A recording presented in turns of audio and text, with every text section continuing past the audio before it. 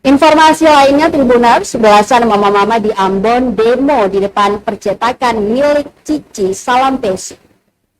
Belasan mama-mama menggelar unjuk rasa di depan percetakan Saleh Komputer di kawasan Silale, Kecamatan Nusaniwe, Kota Ambon, Sabtu 1 Februari 2025.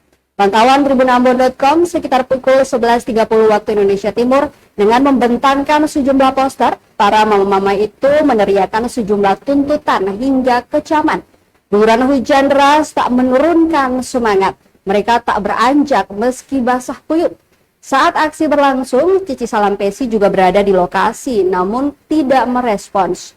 Masa aksi menuntut kasus itu segera diusut tuntas oleh pihak kepolisian dan meminta agar Cici Salampesi bertanggung jawab atas perbuatannya. Diketahui, Cici Salampesi yang dikenal sebagai seorang produser dan sutradara film itu dilaporkan ke Mapolresta Ambon sejak Oktober 2024. Namun hingga kini laporan tersebut tak kunjung diproses secara hukum. Lantaran tidak menemukan titik terang terkait kasus yang menimpa keluarganya, Cisukur dan belasan ibu-ibu memilih berdemo. Saat diwawancarai tribunambon.com, korban penipuan Cisukur mengatakan keluarganya ditipu oleh Cici Salampesi. Awalnya Cici Salampesi mengaku kenal dengan pengacara yang bisa membantu proses hukum yang dijalani keluarga korban.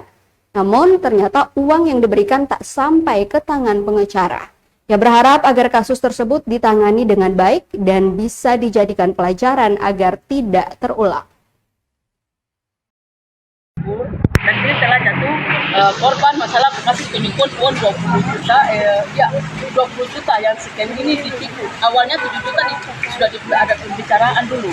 Tadi bilang iya, dia pada akhirnya juga ditipu juga dengan 13 juta, jadi semua totalnya 20 juta.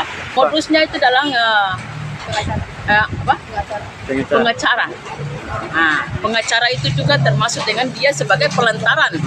Dengan dia sudah ambil uang sekian yang dipakai beberapa. Ternyata bukan pengacara. Karena ini sudah diatur oleh mereka berdua. Lokasinya di Silale. Tempat usahanya yang penipu ini.